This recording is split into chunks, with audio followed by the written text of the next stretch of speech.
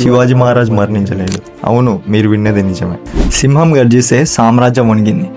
శివాజీ మహారాజ్ పేరు వినగానే చరిత్ర మారింది. ఒక చిన్న కోటలో పుట్టిన బాలుడు ఓ గొప్ప యోధుడిలా ఎలా మారాడో తెలుసా? అతనే శివాజీ మహారాజ్.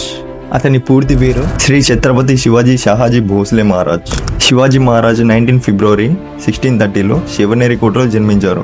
శివాజీ పుట్టిన శివనేరికోటలోనే తల్లి జిజాబాయి యుద్ధ ధర్మం, యుద్ధ విద్యలు అన్ని నేర్పించింది. తల్లి చూడాలనుకున్న స్వరాజ్యం కోసం శివాజీ మహారాజ్ తన జీవితాన్ని అర్పించాడు. 16 ఏళ్లకే కోటలను జయించి గొరిల్లా యుద్ధంతో పెద్ద పెద్ద రాజ్యాలకి వెన్నులు వణుకు పుట్టించాడు. మొఘల్ రాజు ఔరంగజేబ్కి సింహ స్వప్నం అయ్యాడు. శివాజీ అని పేరు వింటేనే వెన్నులు వణుకు పుట్టేలా చేశాడు.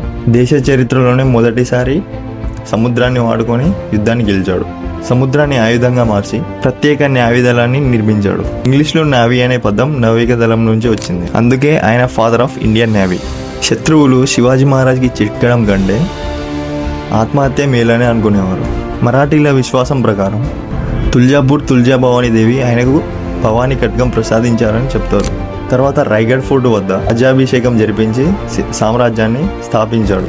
శివాజీ మహారాజ్ మరణించలేడు. అవును, మీరు విన్నది నిజమే. ప్రజల గుండెల్లో చెరగని ముద్రగా ఇప్పటికీ సజీవంగానే ఉన్నారు. ఎందుకంటే శివాజీ మహారాజ్ అంటే ఒక పేరు కాదు, అది ఒక దేశభక్తి, సమయస్ఫూర్తి, జాతిపిత. శివాజీ మహారాజ్ గురించి చెప్పాలంటే ఈ వీడియో సరిపోదు.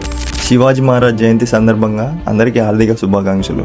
శివాజీ మహారాజ్ పూర్తి చరిత్ర కావాలంటే కామెంట్ చేయండి. జై భవానీ, జై శివాజీ.